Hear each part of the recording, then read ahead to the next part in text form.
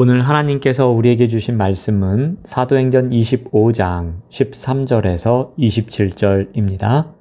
하나님의 말씀을 봉독합니다.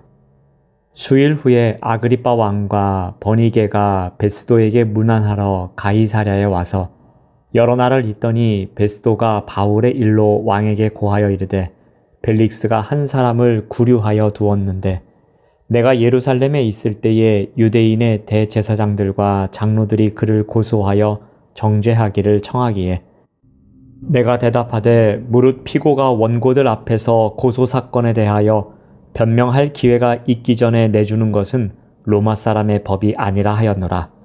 그러므로 그들이 나와 함께 여기 오매 내가 지체하지 아니하고 이튿날 재판자리에 앉아 명하여 그 사람을 데려왔으나 원고들이 서서 내가 짐작하던 것 같은 악행의 혐의는 하나도 제시하지 아니하고 오직 자기들의 종교와 또는 예수라 하는 이가 죽은 것을 살아있다고 바울이 주장하는 그 일에 관한 문제로 고발하는 것뿐이라. 내가 이 일에 대하여 어떻게 심리하는지 몰라서 바울에게 묻되 예루살렘에 올라가서 이 일의 신문을 받으렸냐 한즉 바울은 황제의 판결을 받도록 자기를 지켜주기를 호소하므로 내가 그를 가이사에게 보내기까지 지켜두라 명하였노라 하니 아그리빠가 베스도에게 이르되 나도 이 사람의 말을 듣고자 하노라. 베스도가 이르되 내일 들으시리이다 하더라. 이튿날 아그리빠와 버니게가 크게 위엄을 갖추고 와서 천부장들과 시중의 높은 사람들과 함께 접견 장소에 들어오고 베스도의 명으로 바울을 데려오니 베스도가 말하되 아그리빠 왕과 여기 같이 있는 여러분이여 당신들이 보는 이 사람은 유대의 모든 무리가 크게 외치되 살려두지 못할 사람이라고 하여 예루살렘에서와 여기서도 내게 청원하였으나 내가 살피건대 죽일 죄를 범한 일이 없더이다. 그러나 그가 황제에게 상소한 고로 보내기로 결정하였나이다. 그에 대하여 황제께 확실한 사실을 아를 것이 없으므로 신문한 후 상소할 자료가 있을까 하여 당신들 앞, 특히 아그리빠 왕 당신 앞에 그를 내세웠나이다. 그 죄목도 밝히지 아니하고 죄수를 보내는 것이 무리한 일인 줄 아나이다 하였더라. 아멘. 오늘 말씀의 제목은 비전을 이루어가는 여정입니다. 바울의 비전이 무엇입니까? 사도행전 22장 11절에서 그의 비전을 다시 한번 이야기합니다. 그날 밤에 주께서 바울 곁에 서서 이르시되 담대하라. 내가 예루살렘에서 나의 일을 증언한 것 같이 로마에서도 증언하여야 하리라. 바울의 인생에 어두운 그늘이 엄습합니다.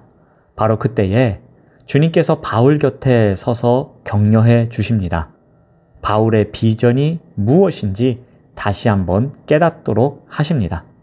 그 비전을 다시 한번 말씀해 주시면서 바울이 힘을 낼 수 있도록 용기를 낼 수 있도록 이끌어 가십니다. 주님은 로마에서 복음을 증거하기를 진정으로 소망하던 바울에게 다시 한번 사명을 재확인시켜 주십니다. 이것을 통해서 왜 바울이 굳이 로마로 가려고 했는지를 알 수 있습니다. 오늘 본문에는 이와 같은 비전을 계속해서 이루어가는 바울의 여정이 나옵니다. 신임 총독으로 부임한 베스도는 부임하자마자 매우 골치 아픈 사건 앞에 마주합니다. 예루살렘에서 가이사랴로 온 유대인들은 여러 가지 중대 제목으로 바울을 고소합니다. 하지만 베스도는 바울의 범죄 사실을 입증하지는 못하던 상황이었습니다. 그럼에도 바울을 풀어주지도 못하고 있었습니다. 왜냐하면 신임 총독으로 부임하자마자 유대 지도자들의 마음을 잃어버리는 것이 두려웠기 때문입니다. 그래서 그는 이러지도 저러지도 못하는 상황이었습니다. 그러던 차에 마침 바울은 로마의 황제 가이사에게 상소를 하게 됩니다. 바울이 가이사에게 상소하자 베스도는 고민에 빠졌습니다. 가이사에게 상소하기 위해서는 적당한 죄목이 있어야만 했습니다. 그런데 베스도는 이것을 찾을 수가 없었습니다. 며칠 시간이 지납니다. 아그리빠 왕과 베니게가 찾아옵니다. 베스도는 아그리빠 왕에게 조언을 구합니다. 여기에 나오는 아그리빠 왕은 12장에서 야고보를 죽이고 베드로를 처형하려고 했던 아그리빠 1세의 아들입니다. 그는 갈릴리와 베레아 지역의 분봉왕이었기 때문에 베스도가 그의 조언을 듣고자 한 것이었습니다. 베스도는 바울에게 아무런 악행과 혐의가 없다는 것을 아그리빠에게 말합니다. 18절 말씀을 봅니다.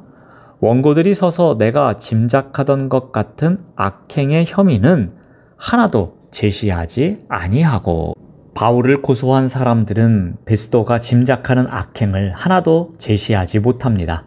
즉 로마의 실정법 위반에 해당하는 강도, 살인, 반역 등 어느 것도 제시하지 못합니다. 그들이 말한 것이 무엇이었습니까? 19절 말씀을 봅니다. 오직 자기들의 종교와 또는 예수라 하는 이가 죽은 것을 살아있다고 바울이 주장하는 그 일에 관한 문제로 고발하는 것뿐이다. 그들이 제시한 것은 자기들의 종교, 그리고 바울이 예수의 부활을 주장한다는 내용이었습니다. 베스도가 사태의 본질을 정확하게 파악하고 있음을 알 수 있습니다. 베스도는 예수의 부활 사건에 아무런 관심도 없습니다. 그에게는 단지 고발거리도 안 되는 종교적 논쟁거리일 뿐이었습니다. 이에 아그리빠는 바울의 말을 직접 듣고 싶었습니다. 이튿날 아그리빠와 버니게 그리고 천부장들과 도시의 고위 인사들이 동석했습니다. 여기서 한 가지 중요한 사실을 발견할 수 있습니다. 23절 말씀을 봅니다.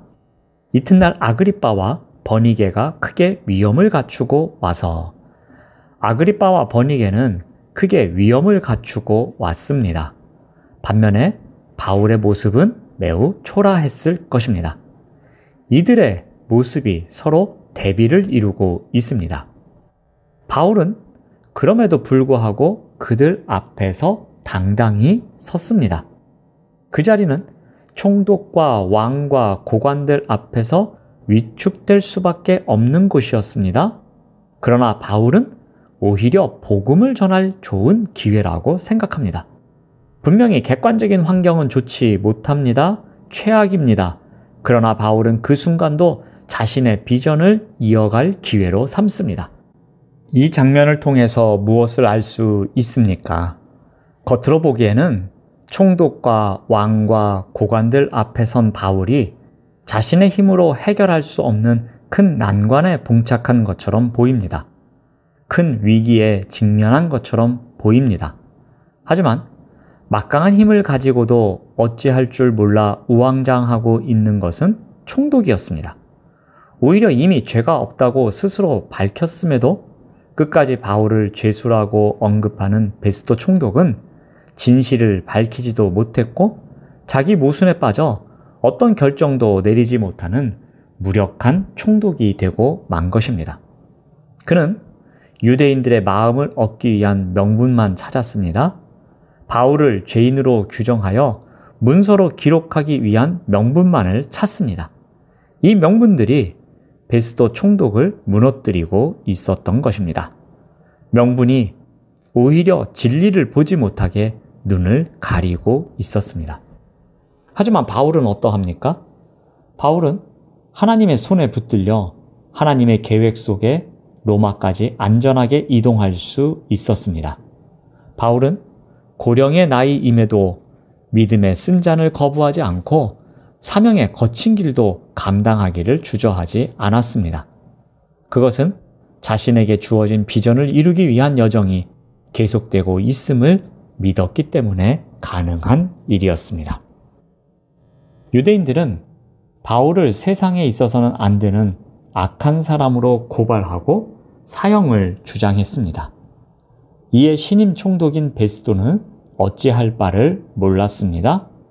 가이사에게 보내기 위해서는 형식에 맞는 고소장이 필요했습니다. 베스도는 이런저런 명분만을 찾습니다. 바울은 로마법상으로 아무 흠이 없음에도 불구하고 계속되는 압박 속에 놓입니다. 겉으로 보기에 바울은 아무 힘이 없는 패배자처럼 보입니다. 하지만 그 순간조차도 바울에게는 소중했습니다. 왜냐하면 비전을 이루어가는 여정이었기 때문입니다. 하나님을 믿고 하나님의 명령에 따라 복음을 전한 것 때문에 미움을 받아 고난을 당했지만 비전을 향해 달려가는 바울은 행복했습니다. 사랑하는 여러분, 하나님의 비전을 이루기 위해 살아내는 순간이 가장 행복한 시간입니다. 어떠한 명분이나 융통성을 따르는 것보다 참 진리를 따르는 삶, 비전을 이뤄가는 여정이 우리에게 소중한 시간임을 꼭 기억하시기 바랍니다. 오늘 하루의 삶 또한 하나님께서 우리를 비전의 사람으로 만들어가는 소중한 날임을 믿고 신실하게 살아내는 우리 모두가 되시기를 바랍니다. 기도하겠습니다. 하나님 감사합니다. 우리를 비전의 사람으로 살아내도록 이끄시는 하나님의 손길을 의지합니다. 그 손길을 힘입고 오늘 하루도 하나님께서 우리를 통해 이루시고자 하는 그 길을 신실하게 따라갈 수 있도록 인도하여 주시옵소서. 예수님의 이름으로 기도드립니다. 아멘.